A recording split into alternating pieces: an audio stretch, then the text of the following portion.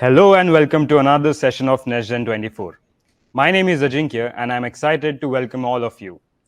Today's session is like stepping into a sci-fi movie, democratizing reality capture, video to 3D models in one button press. Imagine turning video footage into detailed 3D models with just a click. We are diving into how Skybrowse is revolutionizing the way we capture and interact with the real world. From crime scenes to construction sites, it's like having a magic wand that turns videos into 3D models, making complex data as easy to understand as your favorite comic book. With that, I would like to introduce our speaker, Bobby from Skybrowse. Bobby is a public safety drone instructor, software developer, and inventor. He has done software development and research on the air traffic incident management systems funded by US Department of Transportation back in 2016. Various federal contracts led to the invention of Skybrowse's autonomous drone flight video-based 3D modeling and one-tap simplicity. Bobby co-authored the patent proposal for Skybrowse's accident site reconstruction platform. He also trains law enforcement in various training workshops on 3D modeling and drones best practices. Before we begin, we have some quick housekeeping rules. Please feel free to type in any questions you might have during the session in the Q&A chat box. The session is getting recorded and will be published soon. We also have the booth in Expo section. Please make sure you visit it during networking and booth visit slots. Last but not the least, please remember to capture your favorite moments of the session and share them on Twitter and LinkedIn by using #NextGen. I would also like to thank our title sponsor, DJI Enterprise, and our gold sponsor, Sunflower Labs. With that, over to you, Bobby. Thanks for having me. Jinkia, great presentation, as always. Thanks for the introduction. Hi, everyone. Bobby from Skybrowse. I'm going to show you just a brief overview of Skybrowse, some of our offerings and whatnot, because we've got a lot of crazy updates floating around on the internet, but this shows the whole picture of Skybrowse. So I'll go ahead and show everyone what we got. So Skybrowse. Skybrowse started about 8 years ago when I was a researcher at Rutgers University. One second, I think. Can I put my? Nope. Where basically I got into a motorcycle accident, took a turn a little too fast, and almost out of my bike. I was doing research on video-based 3D model reconstruction, which is turning videos into 3D models. And after I got into the motorcycle accident, I ended up in the hospital. A few hours later, I call up my friend to pick up the bike, and he goes on scene and still sees police officers on scene doing accident reconstruction. So I thought, oh, that's really inefficient. What if we put this technology on drones and made 3D models of car crashes? And we did exactly that. At the time, it was just pure research code, so no real world applications until the motorcycle accident. And currently, we have close to 1,000 police departments using Skybrowse. We'll make an announcement on that once it happens. In California, we do a lot of crime scene investigation as well. Based off of some of our state agencies, we've documented over 10,000 accidents, and our models have gone through court. So Skybrowse initially started off with just accident reconstruction. So it was the premise that car crashes happen all the time. Every 2 seconds there's a car crash, and the method of accident investigation is really inefficient. It takes hours just to document the scene using laser scanners or tape measurers or taking pictures, and that shuts down traffic.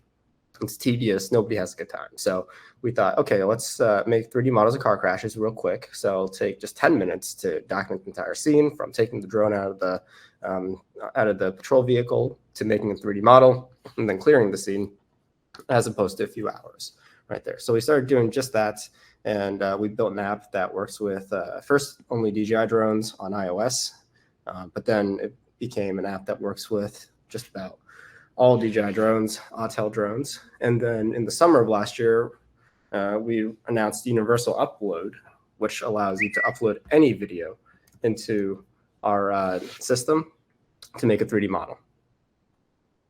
So the app's really easy to use. It doesn't take hours to document the scene. It just, your drone flies for about 2 minutes, and it's so easy to use. Here is a 5-year-old making a 3D model. So this is Toby right here. He's got the Skybrowse app connected to his drone. All you have to do is fly above whatever you want to map out and press the start button. And you'll see right here, the drone is autonomously flying. Our flight app, the sole purpose of the flight app is to just make the drone fly autonomously. All of the processing is done through our cloud. So right now, the drone is flying its first orbit right there, recording video, not pictures, gathering telemetry data from the drone itself, and then pointing its gimbal directly at the center of whatever it's mapping out. So you can see right here, Toby is not a paid actor. He's just a 5-year-old, but his dad is. So Lewis is asking if Toby's having a good time, and Toby's like, yeah, I'm having a great time right there. Actually accidentally turns on the drone right there at the end of it. But you can see here's a 3D model that Toby created right here. Pretty straightforward to make a 3D model. It's just, upload a video, get a 3D model back. You don't have to take hundreds of pictures or whatnot. Drone doesn't have to fly that long. It's just, plug and play right there. You got measurements and all the other stuff. So I'll show that later on. But going back to the app itself, the app itself just controls the drone. It doesn't do any of the processing. You just take the video, go to our website, upload a video, and you get a 3D model. Oh, did I mention it's free? You can make 3D models for free, unlimited 3D models for free. And if you want measurements and whatnot, you could either pay to unlock the measurements, the tools, or you could buy a subscription, either a light subscription, which is very, very affordable, starting at $49 a month, or a premium subscription for our enterprise users right there. So the core component of Skybrowse is videogrammetry. We patented it where if you look at photogrammetry, which has been around for a century at this point, photogrammetry takes a bunch of pictures right here, and it takes a very long time to capture the pictures. Your drone has to slow down from point A to point B, otherwise you get a blurry picture. So it takes a very long time to capture all that data. You also end up with hundreds of pictures, if not thousands, for larger areas. So you got large file sizes, clogging up your SD cards or your drawing in the boxes right there.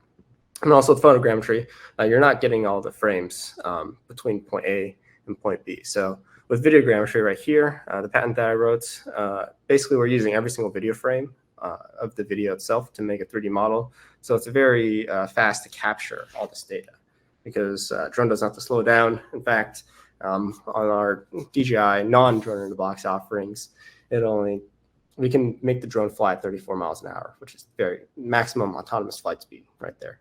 Of course, the file sizes are a lot smaller compared to photogrammetry right there. So that's the difference between videogrammetry and photogrammetry.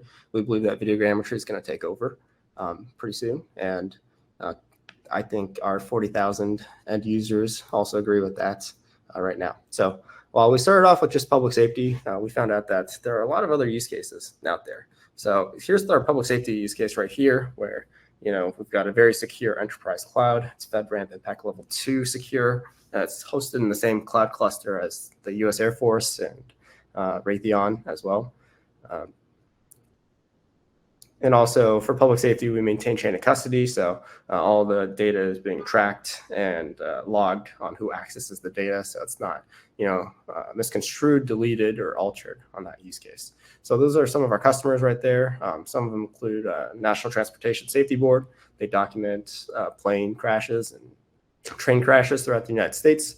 Skybrowse do a lot of stuff in California. So you see a lot of California agencies, some other state agencies. On the federal side, also Department of Homeland Security. We're working with them for their Sentry, their soft targets initiative, where we're mapping out university campuses because active shooters are a reality in America. So in this case, we're able to document entire college campuses and university campuses so that they can pull it up if a active shooter situation does occur right there. So we started off with just public safety, but we found a lot of other use cases. Going to conferences and stuff, people were asking us about other use cases. So some of the other use cases include dentistry, taking a little camera, putting it in people's mouths and making a 3D model of their mouth for root canals and hole fillings and whatnot. On the insurance use case, mapping out natural disasters, mapping out roofs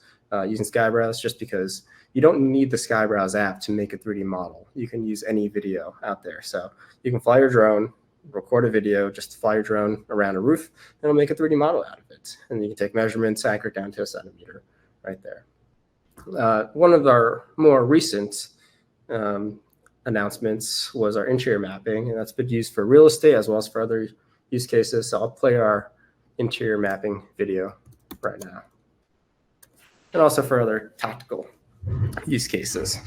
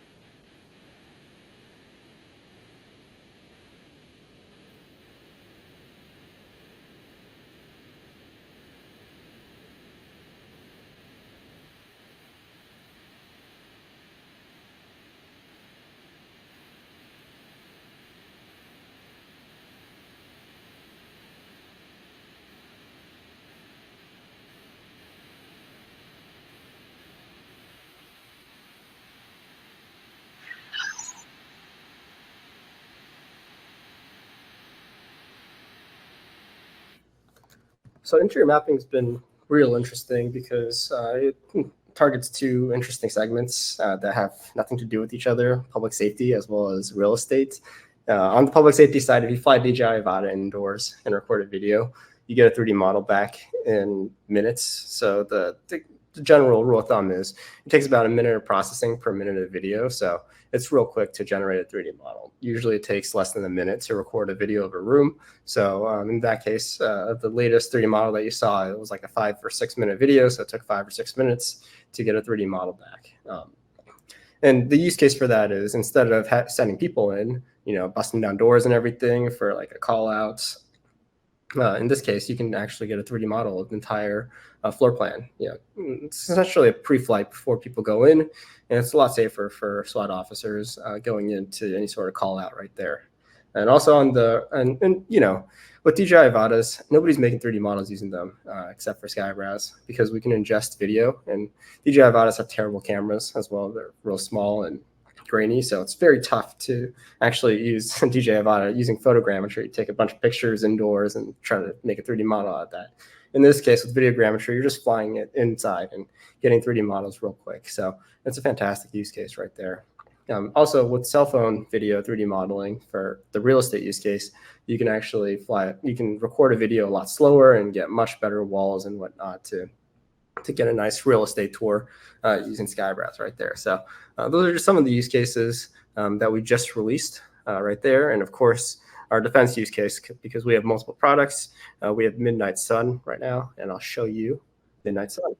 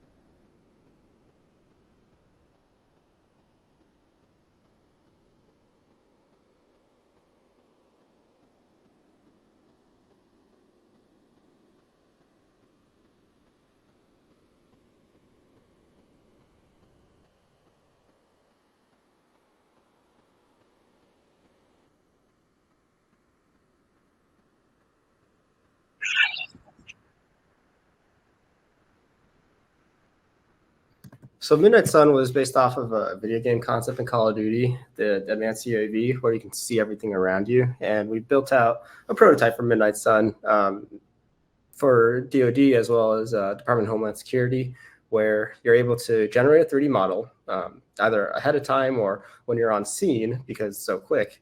And then using the TAC Browse app, transmit your location within the 3D model itself.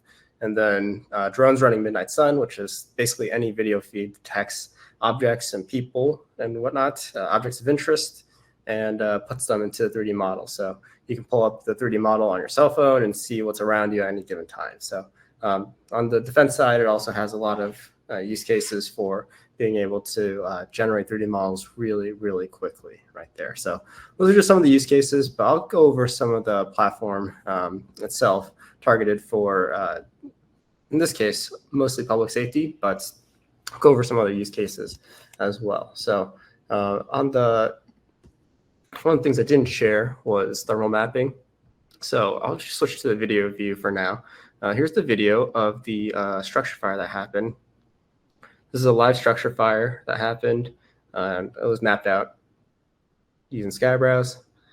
This was, I think, 2 years ago, maybe 3 years ago. So it's a little older. The drone flight's a little slower, but you can see there's a live structure fire. It's not a training event. There's water cannons going up right now. And you can see all that smoke right there. It's really, really hard to see through the smoke and see what's going on underneath the scenes. So with thermal mapping, we can also ingest any thermal video and you get a 3D model out of it pretty quickly. You can see it loads pretty quickly as well right here. And just thermal mapping takes about half a minute or so to generate.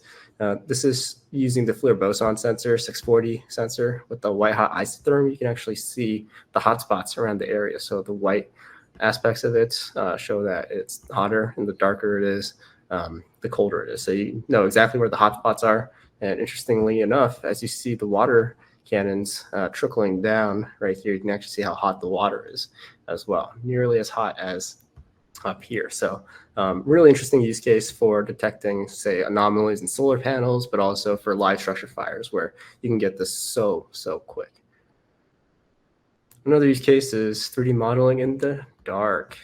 We got lighting as well. So just put some stationary scene lighting over there and you can get a 3D model kind of like this, where the 3D model itself shows up.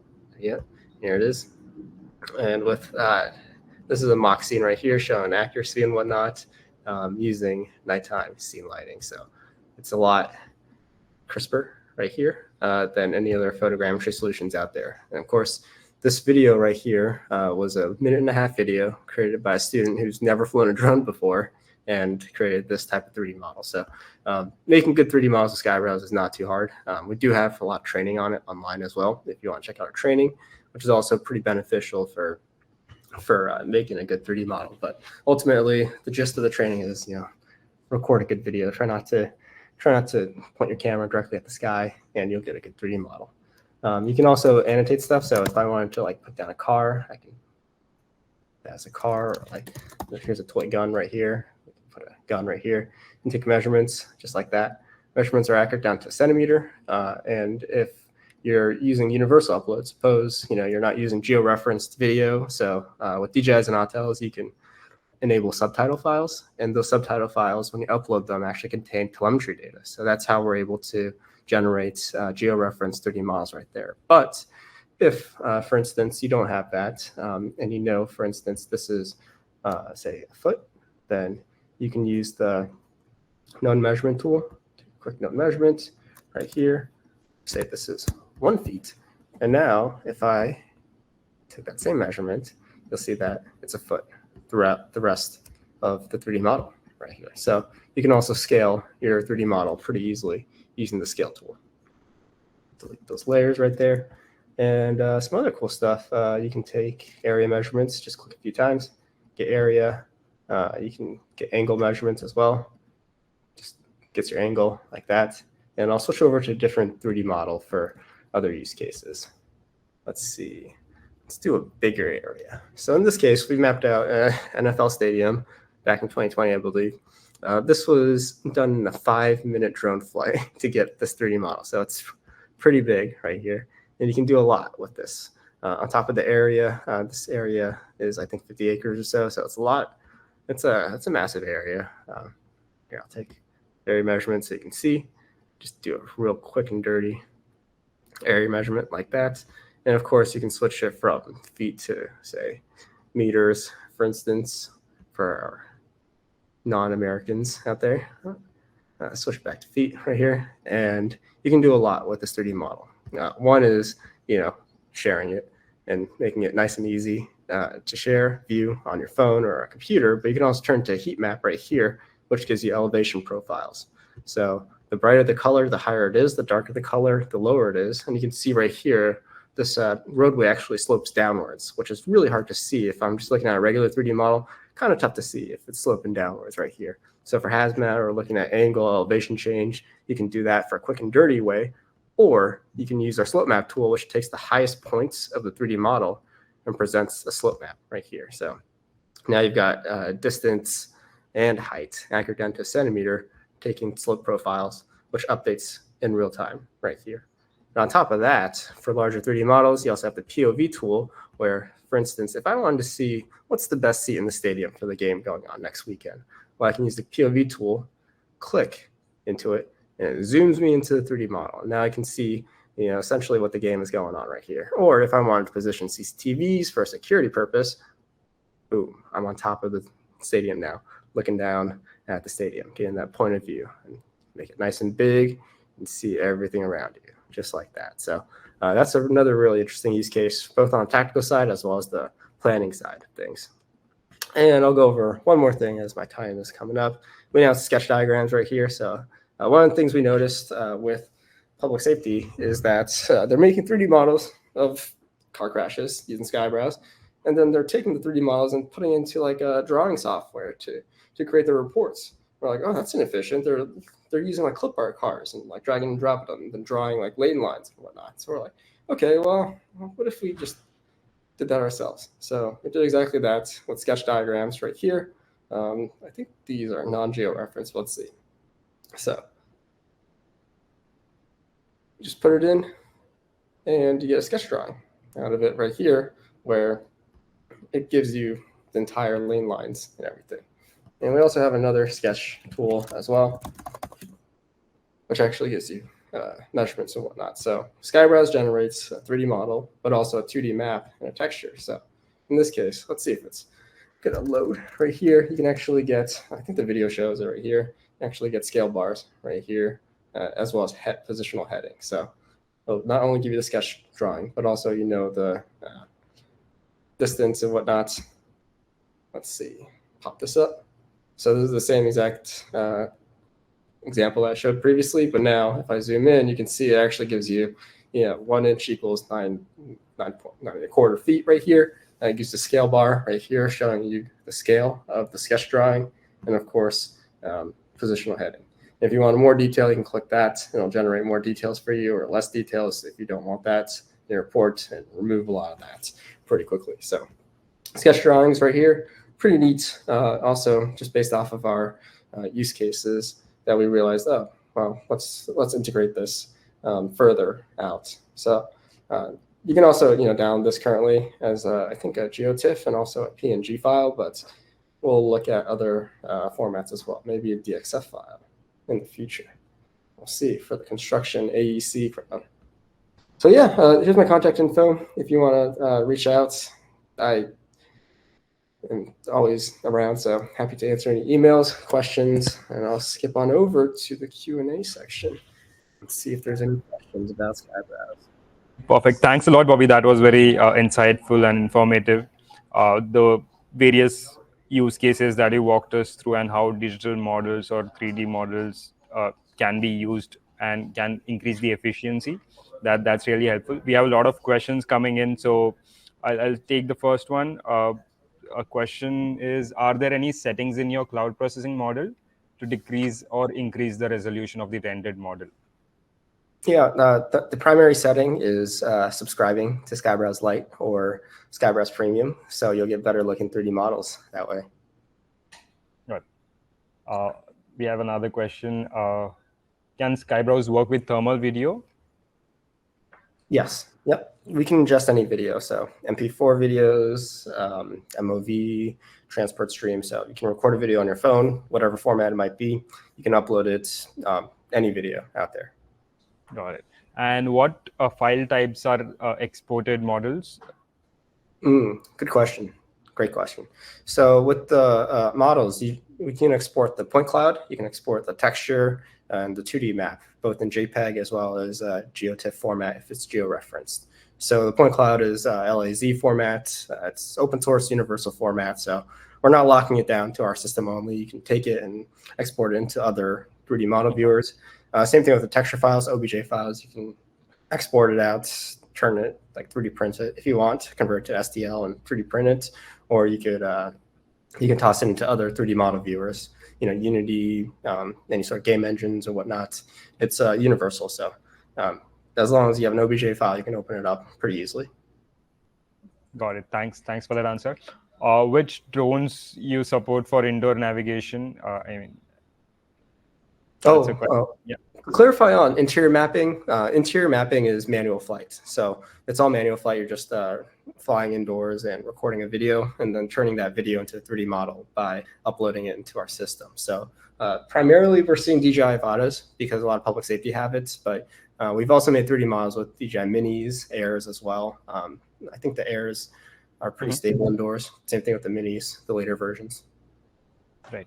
And for the outdoors, are there any specific mission patterns that needs to be flown, the drone needs to be flown in for to generate a basically high quality digital model or a 3D twin? So for 3D models, you can either generate it through an orbit, which is flying a circle around the object. You can do it manually or through the Skybrowse app. If we support that drone, then it'll just be one button press instead of having to manually fly your drone. It's a little easier using the Skybrowse app, but of course you can still manually fly the drone, just do a circle around it. And if you're looking to do larger swaths of land, we also have wide browse, which is our back and forth flight pattern. It does a large lawnmower grid back and forth with, I think, 70% overlap or something on horizontal overlap. And you'll be able to get a nice big 3D model. But it's more like a 2.5D model because the gimbal is pointed downwards. You're not getting too much of the sides of the object itself. So what we generally do for training is if you're looking to map out a large area, but you have fine details inside of it, using the large area, you want to get a wide browse, the 2.5D model, a sky browse, which still captures up to like an acre of the 3D model. If you want really good details, use universal upload, get a cell phone and walk around. Say, for instance, you're documenting a car crash. Then use your cell phone to record a video so that you're really close to the vehicle itself, and then merge them all together so you get a really nice looking 3D model. So merging is part of our training as well. Got it. There's one question. I'll just read it out. I recently saw a video on LinkedIn wherein you created a 3D render using video provided by OpenAI Sora using Skybrowse. And on that line, the question is, do you think such a thing can be implemented in real use case? So is there any real life application to that you can think of or share with us? Yeah. For Vision Pro, if you want to create 3D environments altogether, because one of the misconceptions is that Sora is a 3D engine itself. It's not. It's generating. It's using a temporal algorithm to look at where an object should be in space, but you can't interact with that at all. It's only generating one viewpoint. So with Skybrowse, you're making a 3D viewpoint. So you'll be able to see multiple angles and whatnot and interact with the 3D model itself. So if you want to stage a house, if you want to plan a new house that you're building, then you can just generate a 3D model of it, walk around in it, see what you like, see what you don't like, and then edit it over time. So that's one of the really exciting use cases we're looking to see. So stay tuned for our announcement of our partnership with OpenAI. Stay tuned for that. Great. Excited to hear about it soon. So again, Bobby, we are out of time, but any closing thoughts from your end? Just reach out to us. Ideally, just email me, bobby@skybrowse.com. I'll be around.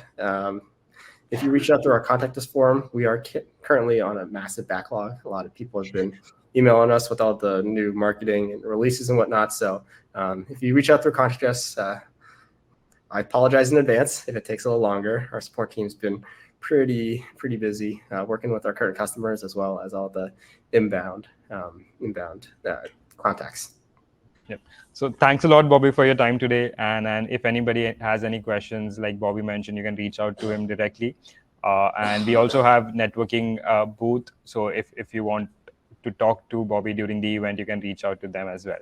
So thanks a lot, everyone, for joining in. And thank you again, Bobby, for your time today. Yep. Thanks for having me. Appreciate it, Jinkia. Bye.